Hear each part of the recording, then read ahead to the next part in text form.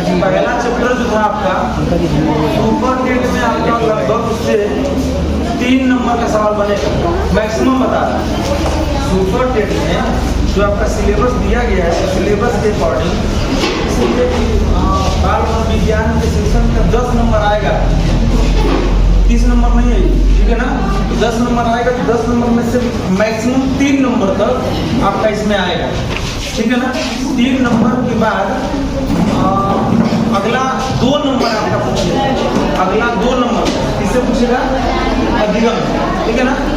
अधिगम का शाब्दिक अर्थ क्या होता है, ठीक है, मतलब बता रहा हूँ क्या क्या पढ़ना है इसमें। अधिगम का शाब्दिक अर्थ क्या होता है, अधिगम का सिद्धांत, मुख्य रूप से सिद्धांत पढ़ना है। और दूसरा पढ़ेंगे अधिगम वक्र एवं अधिगम का मतलब सीखने का क्या प्रकार क्या होता है, उसका अंतरण क्या होता है, कैसे उसका ट्रांसफर समझते हैं ना। ट्रांसफर का मतलब होता है हस्तांतरण। जैसे अगर मैं आपके सामने पढ़ा रहा हूँ तो सिंपल है कि मैं यह बात कहीं से क्या किया हूँ, सीखा, और सीख के फिर आप क्या कर रहा हूँ, मतलब हम अपनी बात बता के फिर आपके तक लिया, इसका मतलब क्या हो रहा है, ट्रांसफर हो रहा है, ठीक है ना। यही बात मतलब कुल मिला के अधिगम में 4 टॉपिक पढ़ेंगे। पहला टॉपिक मुख्य रूप से अधिगम का सिद्धांत, ठीक है ना। 68,500 भर्ती परीक्षा में सवाल पूछा था कि थांडाइक ने सिद्धांत ... दिया है, इसमें भरने वाला था ना। थांडाइक ने कौन सिद्धांत दिया था, बताइए। कुछ बच्चे प्रयत्न एवं भूल लिखे, क्या वही ना, यस आर्य उद्दीपक अनुक्रिया का सिद्धांत दिए हैं। उद्दीपक अनुक्रिया के सिद्धांत को और क्या नाम दिया है, बताइए।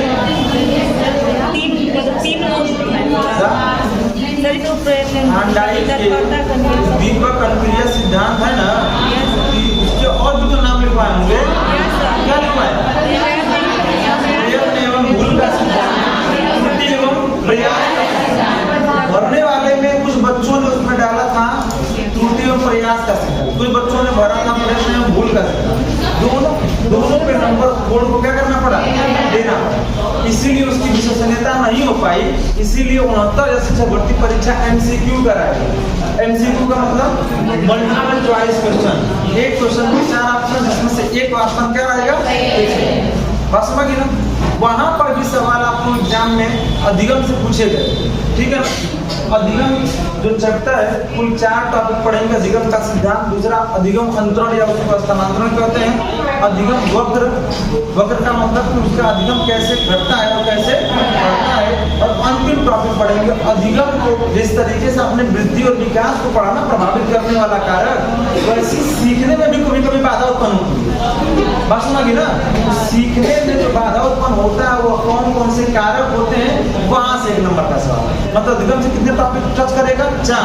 पहला अधिगम का सिद्धांत, दूसरा अधिगम का स्थानांतरण या अंतरण जिसे बोलते हैं, दूसरा अधिगम वक्र, और चौथा सवाल पूछेगा अधिगम को प्रभावित करने वाले। यह 4 टॉपिक पढ़ेंगे।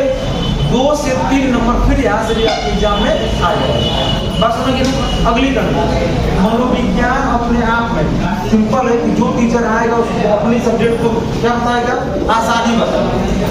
मैं इसलिए ऐसा पता, पहली बात हिंदी है, हिंदी में लिखना सारी चीजें ना, तुम लिखिए अंग्रेजी में, हिंदी में ही लिखना है। बस उसमें एक बात याद रखना है, शब्दों का अर्थ, जिसको मनोविज्ञान में शब्दों का अर्थ पता चल गया वो अधिगम बहुत बढ़िया, और अधिगम या बाकी मनोविज्ञान क्या करेगा, अच्छा कर देगा। अब सवाल करते हैं कि अधिगम होता क्या है, किसे कहते हैं। यहाँ पर मैंने ऑलरेडी लिखा, सबको पता भी है। अधिगम का मतलब होता है सीखना, और या उसको क्या बोलते हैं, जिस तरीके से मैं बताया था कि अधिगम एक शिक्षण का भाग है। शिक्षण के दौरान दोनों पक्षों का विकास होता है। दोनों पक्षों का मतलब शिक्षक और शिक्षार्थी दोनों का। अगर मैं पढ़ा रहा हूँ तो ये मत समझिए कि सिर्फ आपका विकास हो रहा है, उसके साथ साथ मेरा भी हो रहा है। सीखना और सिखाना दोनों होता है। इसीलिए देखते होंगे जो होर्डिंग बैनर पोस्टर वाले लोग छापते हैं कोचिंग वाले, वहाँ लिखते हैं हमारे यहाँ इतने वर्षीय अनुभवी अध्यापक, इसलिए वो उनको सिखाते सिखाते क्या हो चुका है, और अनुभव ही किसको जन्म देता है, अस्थायी ज्ञान को। किसको जन्म देता है, अब समझिए अधिगम को अंग्रेजी में क्या बोलते हैं, लर्निंग। लर्न माने होता है बस लर्न देगा, तो ये उसका मतलब हो जाएगा याद कर। समझिए, लर्न अगर देगा तो होगा याद कर, और उसी में इंग लगा देगा तो क्या हो जाएगा, समझ रहे ना। ड्रिंक माने होता है पीना, और ड्रिंकिंग माने क्या होता है, पेय पदार्थ जितने भी आए सब ड्रिंकिंग में चले जाए। इसीलिए कहीं लिखा होता है drinking water, drinking tea, drink जो भी चीज होती है, मतलब ड्रिंकिंग मटेरियल अवेलेबल, मतलब ड्रिंकिंग का मतलब कुछ भी उससे रिलेटेड वहाँ पे क्या होगा, अवेलेबल होगा, ठीक है ना। इसीलिए आप देखेंगे कोल्ड ड्रिंक मन पीना होता है, कोल्ड हो गया, सॉफ्ट ड्रिंक हो गया, ये सारी चीजें। उसी तरीके से अधिगम जो होता है सीखना क्या होता है। अगर सवाल बने इसका अर्थ बताइए, अधिगम का शाब्दिक अर्थ क्या होता है। बस एक सामान्य तौर से आप कह सकते हैं, शिक्षक शिक्षार्थियों को क्या करते हैं, अपनी जिस व्यवहारिक भाषा का प्रयोग करके बात को सिखाते हैं वही क्या कहलाता है, अधिगम। लेकिन वह सीखना कैसा परिवर्तन लाता है जीवन में। जीवन में दो चीजें आप वो जो भी चीज सीखते हैं वो दो तरीके से स्टोर होती है। एक स्टोर होती है टेम्पररी और एक होती है परमानेंटली। इसका हिंदी होता है अस्थायी, और परमानेंट की हिंदी क्या होता है, समझेंगे।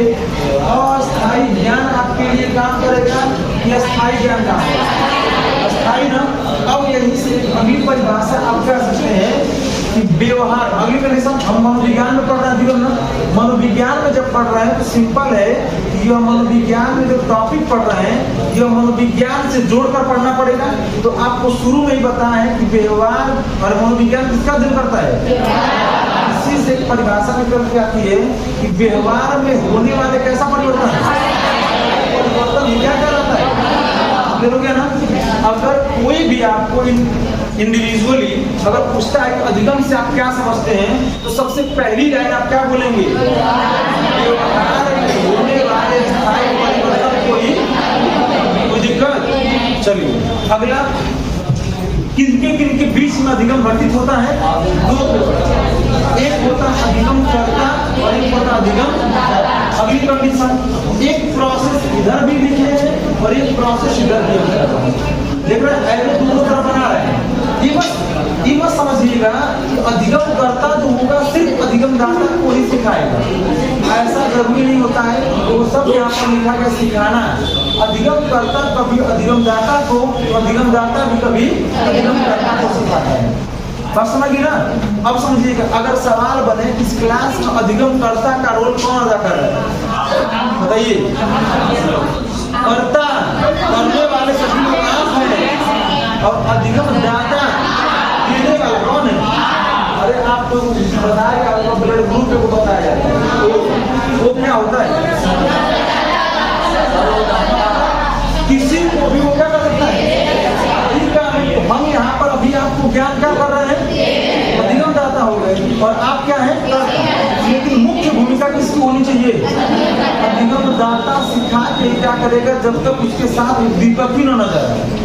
अभी दीपक नाम नहीं लेंगे, अभी समझाएंगे। दीपक का मतलब उसके सामने कोई परिप्रेक्ष्य में कोई व्यक्ति, कोई वस्तु, किसी बात टॉपिक ही ना हो, तो क्या अधिगम दाता सिखा पाएगा। तो सबसे मुख्य भूमिका किसकी होती है। इसी पर एक शिक्षा प्रणाली बताए होंगे, बाल केंद्रित शिक्षा सुनिए ना। बाल केंद्रित शिक्षा मुख्य कौन होता है, कौन होता है, बालक ही सर्व कुछ होता है। पहले के जमाने में क्या होता था, शिक्षक सब कुछ होता था। शिक्षक जो बात बता देगा वही बालक को जानना होता था। अगर बालक कोई सवाल कर दे, शिक्षक जान दिया तो बच्चा दोबारा बोल नहीं सकता। और वर्तमान में अब क्या है, शिक्षक चुप हो जाएगा, बच्चे जितनी चाहे उतने सवाल करें, शिक्षक को यह बात क्या करनी पड़ेगी, बतानी पड़ेगी। सुना ही बात। और यह था अधिगम का सामान। इसी को आपके नोट्स अवेलेबल होगा, जो आप एक हेडिंग लिखिएगा बस, अर्थ, ठीक है ना। जिसके पास नोट्स है अच्छी बात है, नहीं तो मैं बार बार बताता हूँ उसके लिए सबसे बेहतर है कि आप टेलीग्राम चैनल से हमारा ज्वाइन करिए, चाहे इस कोचिंग का ज्वाइन करिए। उसमें आप जाएंगे फाइल वाले सेक्शन में, तो आपको देखिए 3 पार्ट में हो, एक पार्ट में वृद्धि और विकास है, एक पार्ट में अलग से अधिगम है, और एक पार्ट में शिक्षण है। और अगला 3 पार्ट सुपर टेट के लिए अब बन गया, मतलब भेजा जाएगा बाद में आपको। कौन सा? शिक्षक कौशल, मतलब शिक्षक प्रबंधन, शैक्षिक प्रबंधन, जिसमें आपको भारत में नवीन तकनीकियाँ, नवीन क्या क्या आए हुए हैं उसको पढ़ेंगे हम लोग। वैदिक कालीन, बौद्ध कालीन में मुस्लिम कालीन शिक्षा क्या करती है, उसके बाद पढ़ेंगे जीवन कौशल, और एक और है ना ये कंप्यूटर वाला सब। ये आपको 3 पार्ट में आपको मिलेगा, मतलब नोट्स।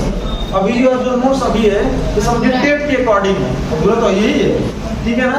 सुपर टेट के अकॉर्डिंग अभी जो नहीं, मतलब अभी जो पढ़ा रहा है फिलहाल टेट के अकॉर्डिंग। मुख्य रूप से सुपर टेट आपका शुरू होता है शैक्षिक प्रबंधन है, वही सुपर टेट का क्या है, जान है आत्मा के लिए। जिस तरीके से सभी पढ़ाते होंगे कि संविधान की प्रस्तावना क्या कहा गया है, आत्मा कहा गया है, वैसे सुपर टेट में मनोविज्ञान की आत्मा क्या है, शैक्षिक प्रबंधन। बस में भी ना पढ़े। चलिए अधिगम लर्निंग, अधिगम सीखना क्या होता है, अर्थ लिख लीजिए। अर्थ में यही बात लिखिएगा, क्या देखिए व्यवहार में होने वाले, लिख लिए तो अच्छी बात है, जो मैंने लिख लीजिए। व्यवहार में होने वाले अस्थायी परिवर्तन को, व्यवहार में होने वाले अस्थायी परिवर्तन को, है तो लिखा नोट्स में लिखा है। व्यवहार में परिवर्तन और कैसा परिवर्तन होगा, व्यवहार में होने वाले अस्थायी परिवर्तन को अधिगम हो गया। अब समझिए, एक परिभाषा एग्जाम में आई थी 2019 यूपी टेट में, इसी से संबंधित परिभाषा आई थी, और परिभाषा थी गिलफोर्ड। किसकी थी? गिलफोर्ड ने परिभाषा देखी, सबसे पहला नोट्स में लिखवाए भी होंगे, और वो परिभाषा रट जाएगी, ठीक है ना। कि क्या लिखा है इसमें, व्यवहार में परिवर्तन क्या कहलाता है, वही ना है। अब समझिएगा, शिक्षा मनोविज्ञान के जनक कौन है, अधिगम मनोविज्ञान के जनक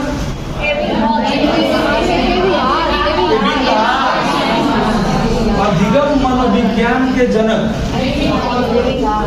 तो सवाल पूछा गया है, अधिगम मनोविज्ञान के जनक कौन है, एबिंगहॉस है, ठीक है ना। ये याद रखे रहिएगा, जरूर से रटना। एक आपको शुरू में ही देखेंगे, इसी के पहले चैप्टर में आपको लिखवाए हैं, ठीक है ना। देखिए यहाँ पर जिनके पास शुरू है वही लिख लीजिएगा, वहीं पर मैंने क्या बोलते हैं, व्यवहारवाद के जनक कौन है, प्रकारवाद के जनक कौन है, संरचनावाद के जनक कौन है, बाल मनोविज्ञान के जनक कौन है, मनोविज्ञान शब्द की उत्पत्ति सबसे पहले किसने दिया था, रुडोल्फ को दिया था। फिर आधुनिक मनोविज्ञान के जनक कौन है, विलियम जेम्स, ठीक है। वाटसन व्यवहारवाद के जनक, ठीक है ना। ऐसे लिखवा दीजिए। यह टॉपिक बहुत छोटे छोटे प्रश्न, लेकिन 1 नंबर का सवाल यहाँ से क्या कर दिया जाता है, पूछा है। अधिगम मनोविज्ञान के जनक कौन है, एबिंगहॉस। लिखिए। अब लिखिए अधिगम की परिभाषाएं। इसमें सबसे पहले परिभाषा लिखिएगा गिलफोर्ड के अनुसार। इसमें कोई समस्या किसी को, लिखिए गिलफोर्ड के अनुसार।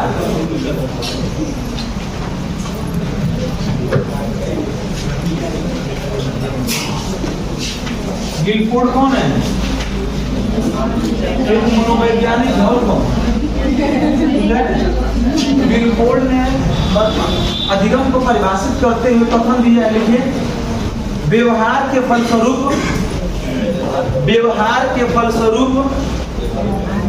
व्यवहार में परिवर्तन ही अधिगम है। व्यवहार के फलस्वरूप व्यवहार में परिवर्तन ही अधिगम है, परिवर्तन ही अधिगम है।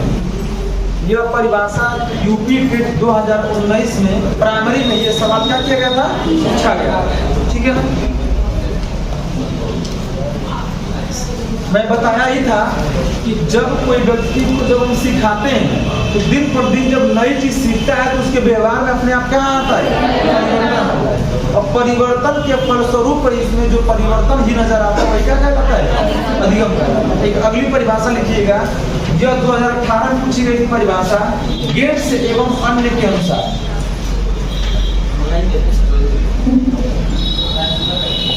यह परिभाषा 2018 यूपी टेट जूनियर में पूछी गई थी, गेट्स वाली, गेट्स एवं अन्य के अनुसार। 100 के नीचे हलन लगा लीजिएगा, नहीं तो गेटस हो जाएगा। अब नीचे हलन लगाएंगे हो जाएगा क्या, गेट्स।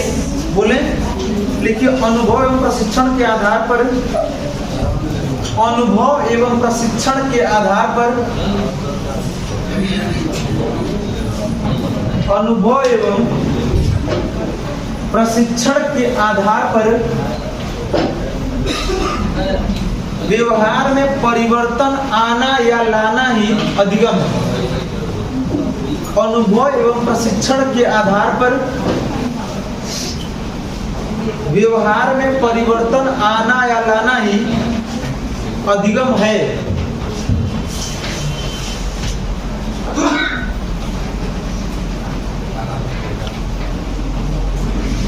बस सुनाई, अनुभव को और दूसरे शब्द में क्या बोल सकते हैं, प्रशिक्षण।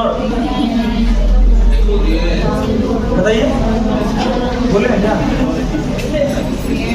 अनुभव, हाँ अनुभव को अंग्रेजी में, अरे दूसरे शब्द में एक्सपीरियंस कहा जाता है, तो हमें बताइए। पूर्व ज्ञान नहीं बताया कई बार, अगर कहीं पे कोई कहता है पूर्व ज्ञान के आधार पर, पूर्व ज्ञान ही क्या होता है, अनुभव होता है। सिंपल तो बोलना है, और क्या बोलना है,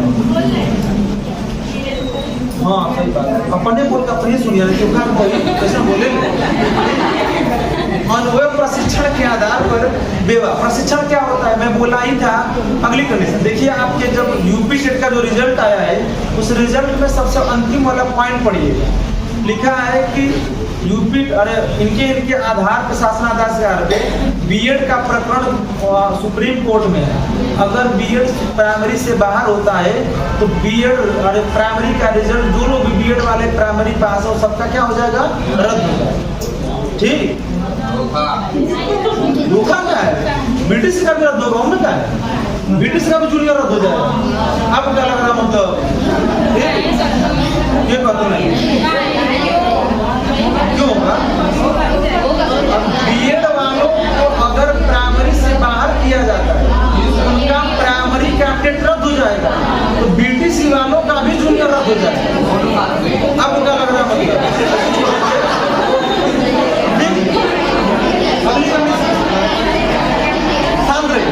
अगला कंडीशन क्या है, उसमें एक मामला चल रहा है, तो मामला चल रहा है तो देखिए क्या होता है वहां पे। अगर आप साक्ष्य देते हैं, अगर आप ये साक्ष्य देते हैं कि नहीं बीएड वाले ऐसे हो रहे, वहां पर लड़ाई बीएड बीटीसी में नहीं है, लड़ाई है प्रशिक्षण में। बीटीसी वाले डिप्लोमा है और बीएड वाले डिग्री, और डिग्री जो होती है सही बता रहे हैं, डिग्री आपको क्या लगता है वहाँ जो साक्ष्य दिया जाता है जाके जो लोग वहाँ बहस करते हैं वो ऐसे ही बहस करते हैं, मतलब बेवजह का फालतू में वो तथ्यों के आधार पे बहस करते हैं। जब सीधे कह देगा चलो भागो, बेवजह का फालतू समय बर्बाद करना है। डिग्री जो होती है वो अपर के लिए भी मान्य होती है, और डिप्लोमा जो होता है वो क्षणिक होता है। बस लगी ना, डिप्लोमा प्रशिक्षण पे आधारित होता है और डिग्री नॉलेज पे आधारित होता है। बस लगी ना, इसीलिए बीटीसी में चारों सेमेस्टर में आपका क्या है, टीचिंग, और बीएड सिर्फ एक सेमेस्टर में आपका होता है। समझ रहे बात, ये होता है, वो अपनी जगह है। तो हम प्रशिक्षण की बात बता रहे थे कि प्रशिक्षण जो होता है यहाँ जो हम लोग अभी कर रहे हैं, और कोई कहेगा मैं पढ़ाई करके आ रहा हूँ, यह बात वो गलत बोल रहा है। यहाँ पर क्या दिया जा रहा है, प्रशिक्षण दिया जा रहा है।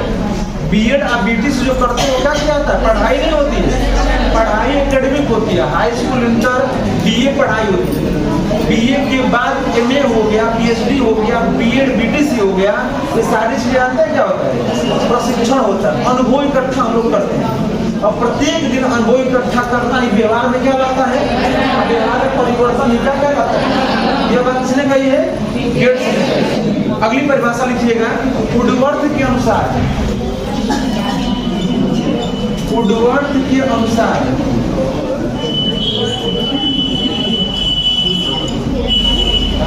वुडवर्थ के अनुसार बोले लिखिए, नवीन ज्ञान, यह परिभाषा इस बार सुपर टेट के लिए जो कोई भी देना हो, सभी देखिए रीट का आपका आया नोटिफिकेशन, अब उसमें भी लागू कर दिया कि अब पहले टेट दीजिए फिर सुपर टेट दीजिए, पहले टेटे पे हो जाता हो रहा। हाँ वो भी आएगा। हाँ कौन का सीट टेट वैलिड है, अगर आपको सुपर टेट आता है राजस्थान में, सीट टेट क्वालिफाई हो तो भर सकते हैं। सीट का मतलब है क्या होता है, सेंट्रल, और सेंट्रल में तो आप किसी भारत में कहीं पर आप दोनों राज्य में अप्लाई करो, लेकिन कंडीशन है उसमें, आप यूपी में आप कैटेगरी में बिलोंग करें, लेकिन अदर राज्य में जाएंगे तो आप सब जनरल माना जाएगा। तो अगर आप यूपी टेट में, अरे सी टेट में यहाँ पर 82 से पास है, अदर राज्य में फेल है, समझ रहे बात, यह कंडीशन, ठीक है ना। हाँ हाँ बिल्कुल, देखिए क्या है, KBS वाले को भी आपको 60% चाहिए ना, 90 नंबर कौनो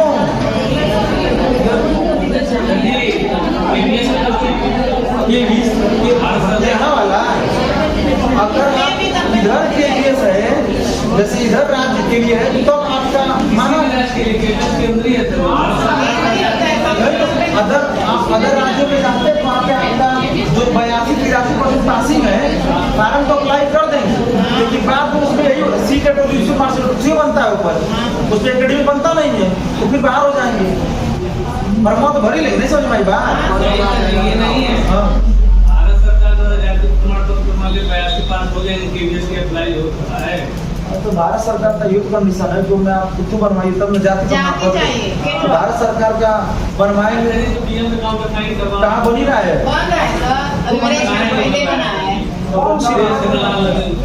हाँ कुछ भी हो सकता है, पैसा देंगे, ठीक है ना, बनवा सकते हैं, बनवाना है बनवा सकते हैं, कोई दिक्कत नहीं, हम भी केंद्रीय वाला करवाई ना करिए।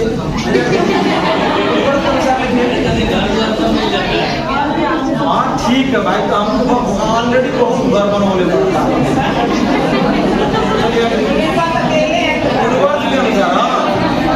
यूपी गवर्नमेंट करना ही है बस।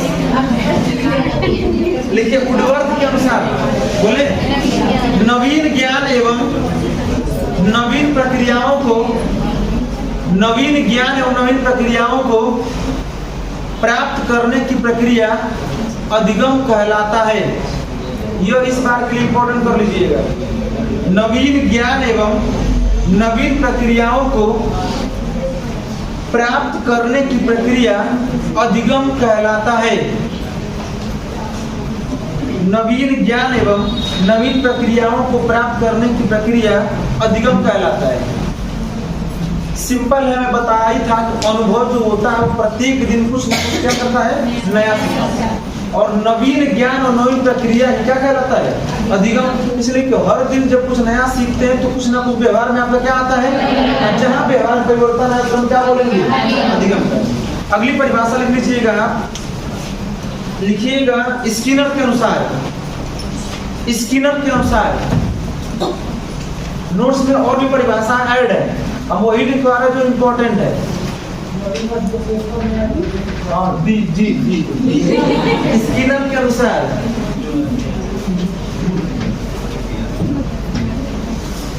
बोले, सीखना व्यवहार में, सीखना व्यवहार में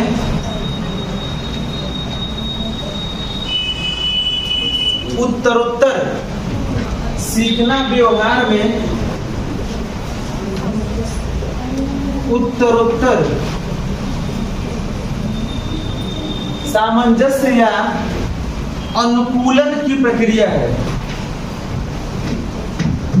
सीखना व्यवहार में उत्तरोत्तर सामंजस्य या अनुकूलन की प्रक्रिया है, अनुकूलन की प्रक्रिया है।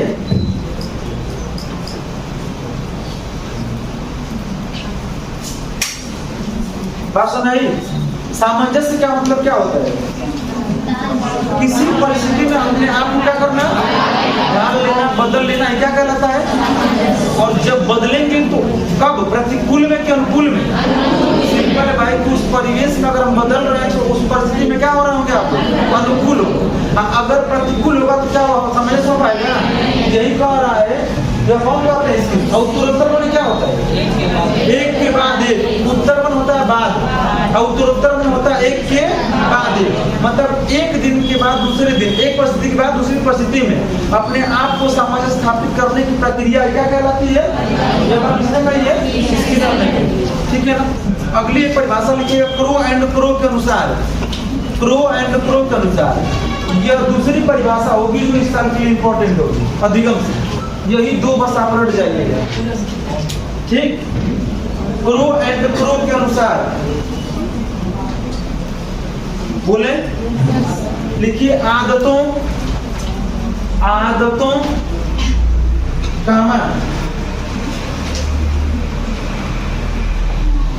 कामा लिखा नहीं जाता है और लगाया जाता है। आदतों ज्ञान आपको बच्चे का ताक के देख टुकड़ा जो लिखा था वो तो हम भावनाओं को व्यक्त किए। ज्ञान तथा अभिवृत्तियों, तथा अभिवृत्तियों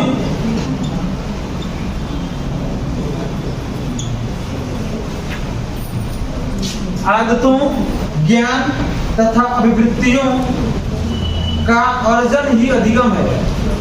अभिवृत्तियों का अर्जन ही अधिगम है।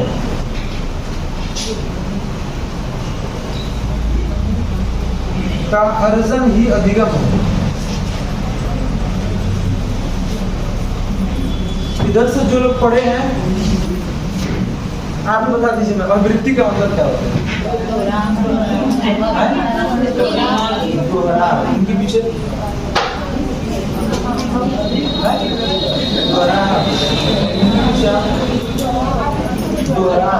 वही तो है। आप सेम टू यू।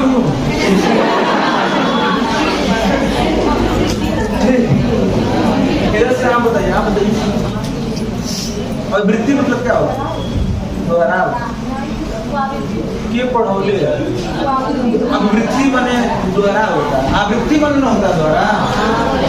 मैंने एकदम मतलब ये मत सोचिए कि मैंने हर वक्त ये ख्याल करें कि वो क्या नाम होता तो आ गए तब वो पूछता है, ये जरूरी नहीं होता है हमेशा वही करता। किसने बताइए?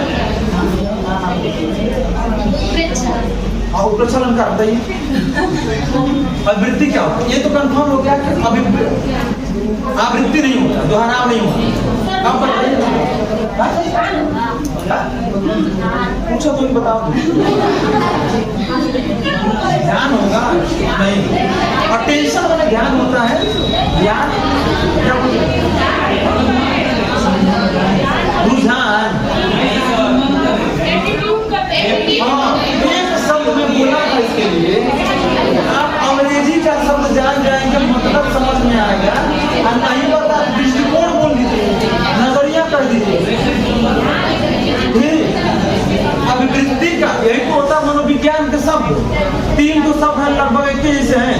अभिवृत्ति, अभिवृत्ति, अभिवृद्धि, अभिप्रेरणा और देखो अभिव्यक्ति। हाँ सोचिए, देख रहे हैं सब में ऐसी शब्द लग रहा है, लेकिन सबके अंग्रेजी अगर जानेंगे ना तो एकदम आसान बन जाएगा। अब देखिए हमने क्या बोला, हमने बोला एटीट्यूड। मैं बोला ही था, कई बार क्लास में कर चुका हूँ। एक होता है ईगो, एक होता है एटीट्यूड। यह नहीं करना चाहिए व्यक्ति, ईगो मत करिए, लेकिन यह तो जरूर करिए। इसलिए अगर यह नहीं करते हैं तो फिर आपके अंदर विशेष योग्यता नहीं आएगी। ये होता है किसी विषय में पारंगत होना ही क्या कहता है? विशेष में। बस अगर आपका एटीट्यूड है कि मुझे मैथ बहुत अच्छा आता है, कहीं से भी सवाल आएगा मैं कर लूंगा, इसका मतलब वो आपकी क्या है? एटीट्यूड है। अगर ये कहते हैं मुझसे अलावा दुनिया में कोई नहीं मैथ जानता है, यह नहीं कर सकते। यह कह सकते हैं कि हाँ मैं जो विषय जानता हूँ उस विषय में सबसे बेहतर करने की कोशिश करता हूँ या जानता हूँ, यह बात क्या कहलाती है? अच्छी बताइए, अगर कोई व्यक्ति अधिगम कर रहा है, अवृत्ति कर रहा है, जता रहा है, नजरिया दृष्टिकोण रख रहा है, तो उसका वो कहीं ना कहीं वो क्या किया होगा? बेहतर तरीके से अधिगम किया।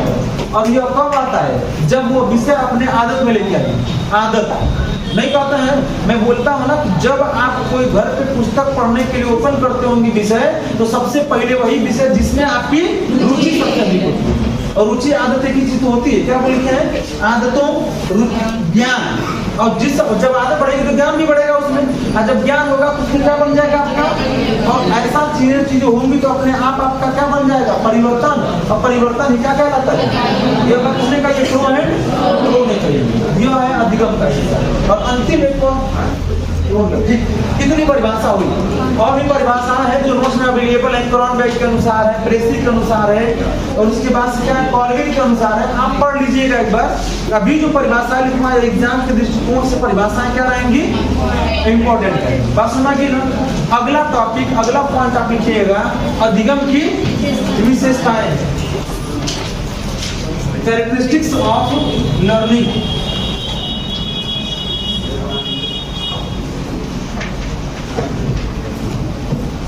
अधिगम की विशेषताएं।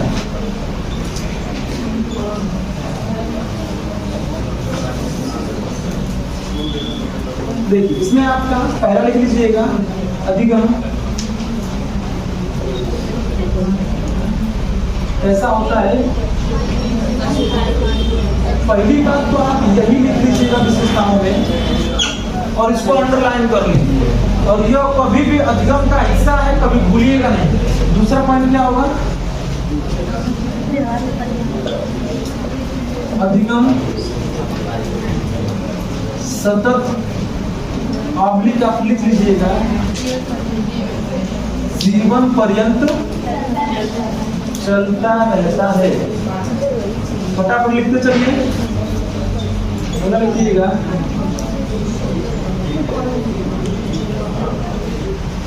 अधिगम उद्देश्यपूर्ण है या होता है, कुछ भी लिख सकते हैं। अगला लिखिएगा, अधिगम सार्वभौमिक। अगला लिखिएगा, क्रिया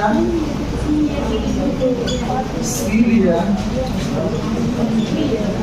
सक्रिय प्रक्रिया है। गलत में लिखिएगा, अधिगम व्यक्तिगत एवं, शोर नहीं करें, लिखिए, सामाजिक होता है। शोर मत करिए भाई आप लोग। लिखिएगा, अधिगम अनुभवों का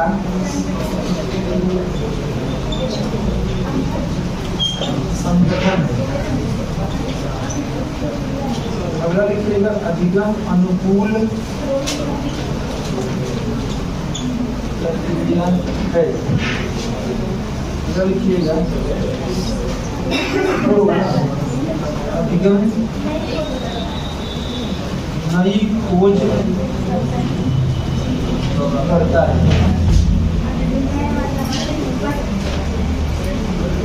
अधिगम वह नए वातावरण की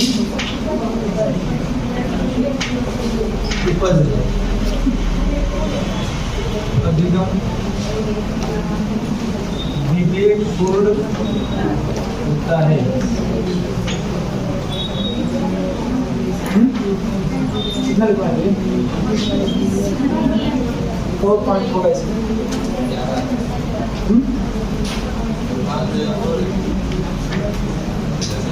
इसमें लिखवाए थे। हाँ, अगला पॉइंट लिखवाए थे, अधिगम जो होता है वो परस्पर संबंधों का आप घटक है, लिख सकते हैं।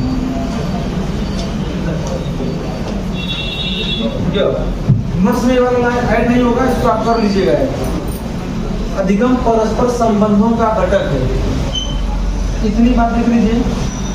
इसमें से सवाल सिर्फ एक ही बनेगा और क्या आ सकता है, इनमें से कौन सा अधिगम की विशेषता नहीं है, बस यही देगा आपको।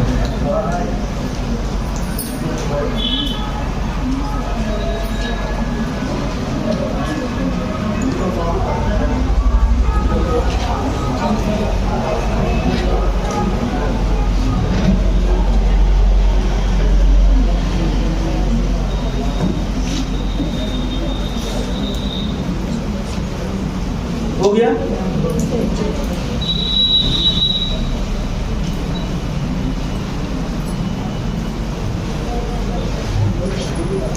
देखिए लिखते रहिए। पहला पॉइंट अपने लिखा है अधिगम कैसा होता है, और तुम्हें समझा दिए हैं कि अधिगम जब भी होगा तो कैसा होना चाहिए, अस्थायी।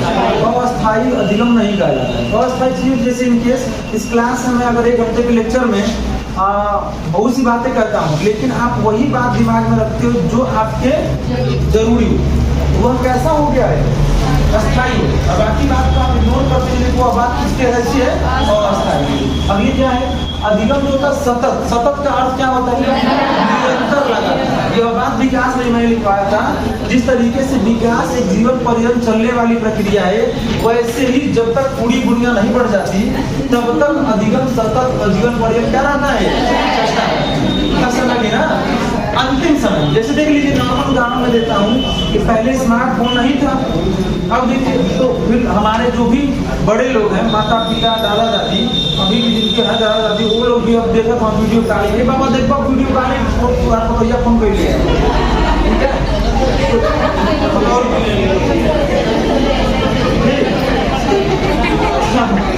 अधिगम तो उम्र माला पहला हार लग करिया लगत हो, ठीक है, वैसा हो जाता है। तो अधिगम क्या करना है, वो लोग भी जान गए कि हाँ ऐसे चीजें होती हैं, वो लोग भी अब स्मार्टफोन चलाने लगे, इस सारी चीजों की एक्टिविटी करने लगे, पस्ती बदलने लगे। अब देखिए नॉर्मल पहले के समय में भोज्य पदार्थ खाने वाली चीजें अलग अलग हुआ करती थी, अब हम नई नई चीजों को खाने की चीजें इस्तेमाल कर रहे हैं। अब घर ले आ रहे हैं, एक बार चीख की तो देखा पैसा बोला, ठीक ऐसा होता है कि नहीं, और एकदम मुँह कटन का किया ठीक।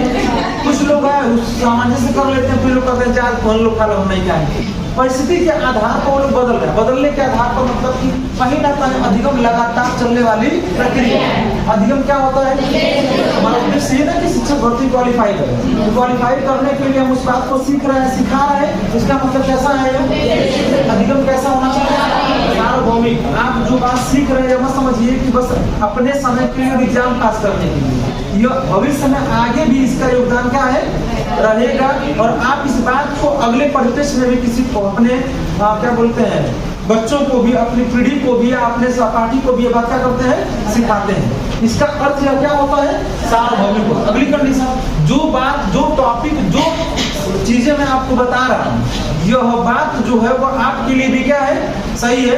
तो अगली शिक्षक भर्ती तैयारी करने वाले हमारे यहाँ का बच्चा हो चाहे कहीं और का, उसके लिए भी बात क्या है, सही है। इसका मतलब अधिगम कैसा होता है, अधिगम क्या हो, मैं बोला ही था, जब तक बच्चा एक्टिव नहीं रहेगा, शिक्षक एक्टिव नहीं रहेगा, तब तक सिखा पाएगा। अगर मैं बता दूं, कुछ जैसे होते हैं भाषण हमेशा में देखते होंगे, कुछ लोग आते हैं और पोडियम को बस पकड़ के खड़े हो जाएंगे और अपनी पूरी लेक्चर पोडियम से ही क्या कर देते हैं, दे देते हैं। उसका प्रभाव, और जो बच्चों के पास पहुंचकर एक्टिविटी करके हर हाव भाव का प्रश्न करके बताएंगे, उसके अधिगम में थोड़ा क्या हो जाएगा, जो एक असक्रिय मतलब कि वहां पर स्टैंड अप होकर बताएगा, उसमें बच्चे भी अपनी बात स्थिर हो जाएंगे। और अगर उसके पास पहुंचते हैं, जैसे इनके इन्होंने लिखा इनके पास हम देता हूँ, उनके पास देता हूँ, तो सोच लोग सही लिखी है, तो लोग भी हैं हमारे सबको भी देख रहे हैं, वो मुंह ताकत हो रही मत बोल, ऐसा होता नहीं होता है। कंडीशन हो गया कि आप क्लास में क्या तरीके के क्रियाशील एक्टिविटी कर रहे हैं और वो क्या है, तभी आपका अधिगम सही होगा, अदरवाइज नहीं। अधिगम कैसा होता है, क्या होता है, सिंपल है भाई, समाज में आपको लिखवाए भी बताए भी है, और जीवन कौशल आपको ये सिखाता भी है, आगे पढ़ना भी जरूर मरगा कि ऐसा नहीं कि आप एकदम समाज से भिन्न काम करें, और समाज से भिन्न काम करने के समाज ही आपको क्या कर देगा, अलग कर, और अलग होके चलेंगे कि एक साथ चलेंगे, एक साथ चलेंगे। भले आप कहते हैं कि कि हम अपन करब अपना खाई अपना, लेकिन कहीं ना कहीं समाज में रह ऐसा नहीं है कि समाज से हटके, ठीक है ना। अगला क्या होता है, अगलीकरण के साथ क्या होता है, व्यक्तिगत। आप अब व्यक्तिगत से नहीं जोड़ा गया है कि प्रत्येक व्यक्तियों में व्यक्ति विभिन्नता पाई जाती है और सब लोग अपने अपने तरीके से क्या करते हैं, सीखते हैं या सिखाते हैं। ऐसे इनके सिखाने की बात करो, साइकोलॉजी में ही पढ़ा रहा हूँ और भी टीचर पढ़ाते हैं। हमारे टॉपिक यही रहेगा, समझ ना, टॉपिक यही रहेगा, लेकिन हमारी बातों को समझाने का उदाहरण अलग हो सकता है, उनके बात को समझाने का उदाहरण का अलग हो सकता है, लेकिन टॉपिक क्या रहेगा, मतलब वो कैसा मामला है उनका। लेकिन जैसा उदाहरण जो भी होगा वो किस तरीके से होगा, मतलब अधिगम व्यक्तिगत और क्या होता है, अधिगम किसका संगठन होता है। प्रत्येक दिन हम क्या इकट्ठा कर रहे हैं, अनुभवों का संगठन ही क्या कहलाता है, अधिगम कहलाता है। अनुकूलन प्रक्रिया है या अनुकूल प्रक्रिया होता है। अनुकूलन या अनुकूल प्रक्रिया का मतलब परिस्थिति जब तक प्रतिकूल होगी तब तक आप सीख नहीं पाएंगे, जब अनुकूल होगी परिस्थिति तुरंत आप क्या करेंगे, मतलब आपके नॉलेज में देखता हूँ, बताता भी हूँ, पहली बार डेमो या पहली बार जब क्लास होती है, चाहे हमारे परिवेश में डेमो ही आपके परिवेश में डेमो माना जाए, तो पहले दिन हम यही कोशिश करते हैं कि आप हमारी बात और आपकी बात को हम क्या करें, पहले समझें। अगर हमारी बात, हमारे कथन, हमारे शब्दावली को आप समझ लेते हैं तो समझ लीजिए कि प्रक्रिया क्या हो जाएगी, अनुकूल होगी, तो हम अपनी बात को आप तक क्या करेंगे, बहुत बेहतर तरीके समझा पाएंगे। अगर प्रतिकूल होगी समझा पाएंगे, नहीं समझा पाएंगे। बात समझिए ना। अगला क्या होता है, नई खोज करना। देखते होंगे अधिगम से मतलब जब नई नई चीज आप सीख रहे हैं, मैथ में ट्रिक पढ़े होंगे, ट्रिक पढ़ते हैं ना, ट्रिक जो होता है वो क्या है, तो नई खोज है, हमें ना। आप कोई सवाल 4 स्टेप में लगाए और आपने देखा कि पहले से स्टेप में और अंतिम स्टेप में मैच हो रहा है कुछ बातों में, इसमें हम 2 का मल्टीप्लाई या 2 का डिवाइड या कुछ ऐसा कर रहे हैं जो हर ऐसे सवालों में क्या हो रहा है, फॉलो कर रहा है, वही क्या बन जाता है।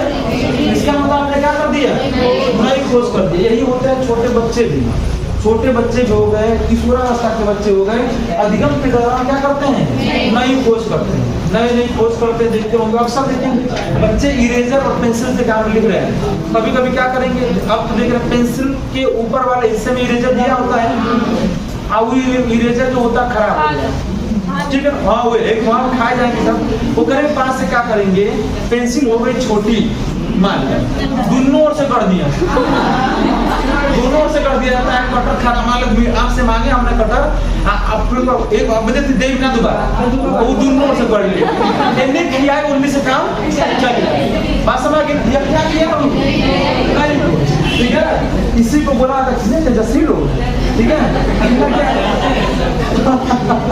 अधिगम क्या करता है, वही बात है, प्रत्येक शिक्षक अपने आप को एक क्या करता है, नया वातावरण जब देता है। हर शिक्षक जब आता है तो क्लास का माहौल उसके अकॉर्डिंग क्या हो जाता है, ढल जाता है। इसका मतलब कहीं ना कहीं उस टॉपिक को, उस बात को समझाने के लिए क्या दे रहा है, वो नया वातावरण दे रहा है। इसी बात को मैं और तरीके से समझाया था, आप कहीं एग्जाम देने जाते हैं, कहीं किसी पार्टी में जाते हैं, कहीं किसी फंक्शन में आप जाते हैं, जहां जिस पार्टी, जिस फंक्शन, जिस कार्य में आप होते हैं, उस कार्य में अपने अधिगम से एक नया वातावरण का क्या कर देते हैं, उपस कर देते हैं। अगला क्या होता है, अधिगम कैसा होता है, विवेकपूर्ण।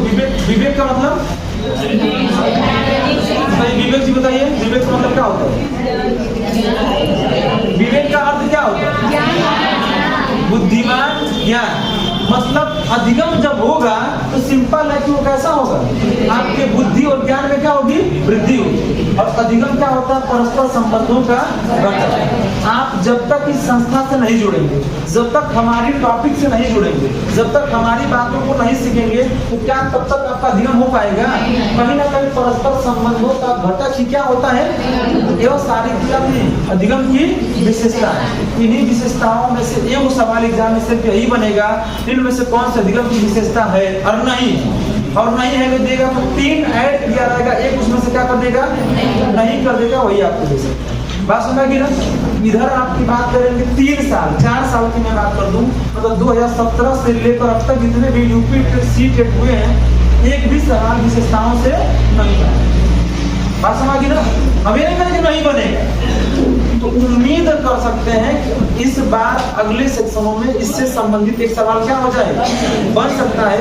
इसमें रटना नहीं है आपको, समझ रहे हैं? क्या करना है, बस एक बार इसको पढ़ जाएंगे, ऑप्शन नजर आएगा, आप प्रेजेंट माइंड का इस्तेमाल करेंगे, आसानी से क्या करेंगे, बात समझ गए ना। अगला टॉपिक क्या है, अधिगम के सिद्धांत। अगला टॉपिक आपका है जो मुख्य आपके लिए होगा, अधिगम के सिद्धांत, ठीक है ना। आप समझिएगा, अधिगम के सिद्धांत में थोड़ा सा भिन्न सुनेंगे। इसके पहले एक ही में पढ़ते थे, ये पढ़ रहे हम लोग सुपर के, और सुपर में थोड़ा भिन्न क्या है, अधिगम के सिद्धांत दो तथ्यों पे बटे हुए हैं। एक तथ्य आपका होता है, एक सिद्धांत जो होता है वो आपका होता है साहचर्य आधारित होता है, साहचर्य अधिगम होता है, और एक जो होता है ज्ञानात्मक होता है। आप समझिए, साहचर्य का अर्थ क्या बताया था आपको, ये मनोवैज्ञानिक शब्द है। शाब्दिक अर्थ क्या होगा साहचर्य का, अधिगम का खंडाई का एक नियम पढ़े होंगे, मुख्य नियम और गौण नियम। उसमें एक बात बताया, साहचर्य परिवर्तन का नियम बताया। इसको यहाँ देखे क्या मतलब होता है, वेरी गुड। साहचर्य परिवर्तन का शाब्दिक अर्थ होता है क्या, उदाहरण देकर समझाना। जिस सिद्धांत अधिगम के सिद्धांत में उदाहरण दिया गया होगा वह कौन सा अधिगम होगा, साहचर्य। कुल अधिगम के सिद्धांत पढ़ेंगे हम लोग लगभग 10, कितने पढ़ेंगे, 10 पढ़ेंगे। 10 में से टॉप 5 जो होंगे वो किसमें आएंगे, साहचर्य में, और अंतिम 5 आएंगे क्या होते हैं, ज्ञानात्मक। मतलब शुरू के जो 5 होते हैं वह किसी प्राणी पर प्रयोग करके बताएंगे, उदाहरण देकर बताएंगे। यह प्राणी ऐसा प्रयोग करता है तो हमें भी इससे ऐसी चीज सीखनी चाहिए। जैसे आप क्या पढ़ेंगे, साहचर्य वाले में आप पहला पढ़ेंगे थर्मोडायनामिक का उद्दीपक अनुक्रिया सिद्धांत। थर्मोडायनामिक ने प्रयोग किया कि नहीं, प्रयोग किया है। उदाहरण बताए ना कि अगर बिल्ली सीख सकती है, थर्मोडायनामिक का बिल्ली जानते हैं ना, दिस इज बिल्ला, ठीक है ना। तो अगर आप समझ सकते हैं कि बिल्ली पर प्रयोग करके यह बात सिद्ध की जा सकती है, तो क्यों, अगर तो सिंपल है कि वह बात, हम लोग बहुत बुद्धिमान है, यह बात मानवों पर भी क्या की जा सकती है, यह क्या दिया है वो।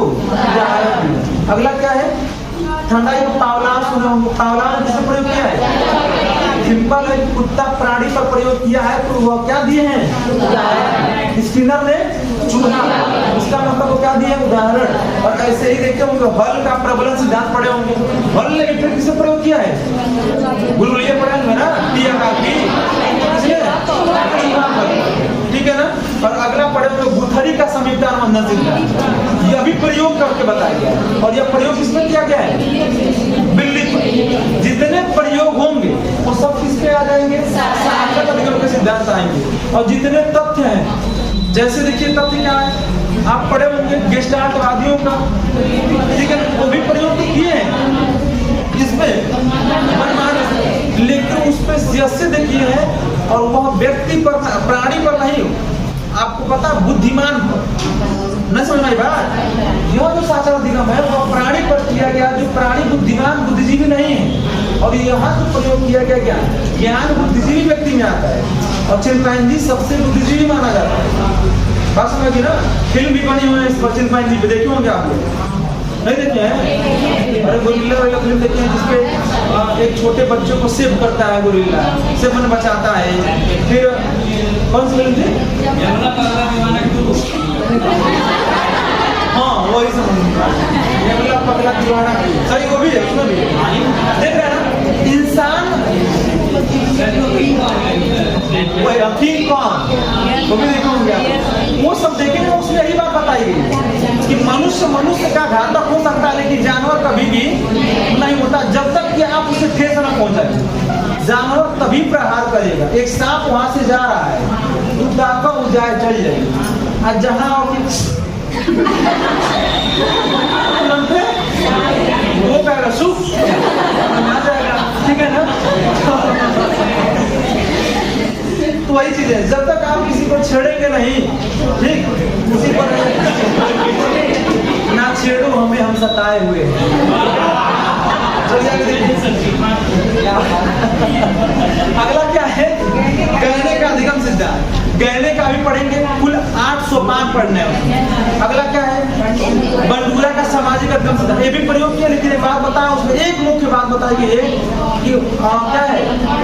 मॉडलिंग है कि आप समाज को देख कर ही क्या करते हैं, ठीक है ना। समाज में आज नया वाला गाना आएगा, समाज में आज एक नया वाला फैशन मतलब ड्रेस आएगा, समाज में नंगी वाली साड़ी आई है। बात समझ गई ना? ये क्या है? समाज को देख कर हम अपने आप को बदल रहे हैं। बात समझ गई ना? वो चीज नहीं आती तो क्या हम यूज करते उसको? नहीं करते। बात समझ गई ना? अगला क्या है? अकॉर्ड लेविन का संज्ञानात्मक 13 स्वयं सिद्ध एवं 133 किसमें किए हैं? प्रमेय किए हैं। और अगला है टालमैन का चिन्हों का अनुसंधान। इस तरीके से आपके साझा अधिगम और ज्ञानात्मक की बात कही गई है। फिलहाल यह बात मैं बता दिया हूँ परफेक्ट में, तो कभी ऐसे पूछ दे तब, नहीं तो आपको ये वाला सवाल एग्जाम में नहीं है। सुपर पढ़ने के बाद आपको सवाल बनेगा यह, थार्नडाइक ने किस प्राणी पर प्रयोग किया है? थार्नडाइक ने अपने के सिद्धांत के क्या नाम है? 2 सवाल। और थार्नडाइक के मुख्य नियम। ऐसे स्किनर ने किस प्राणी पर प्रयोग किया है? स्किनर ने किस प्रकार के व्यवहार को अधिक प्रसन्नता दी है? प्रसूत व्यवहार।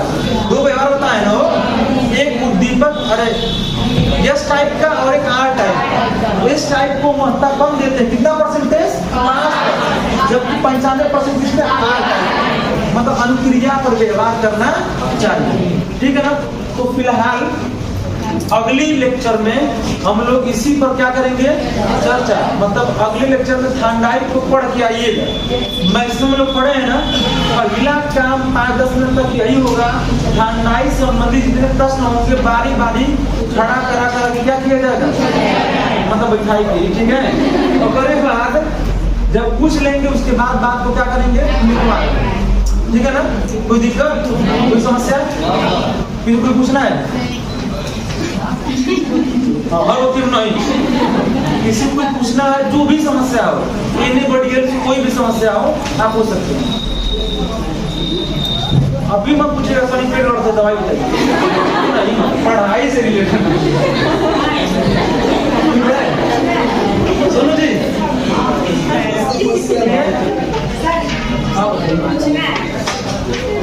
वहाँ पे वहाँ जो आप एग्जाम्पल दिए वो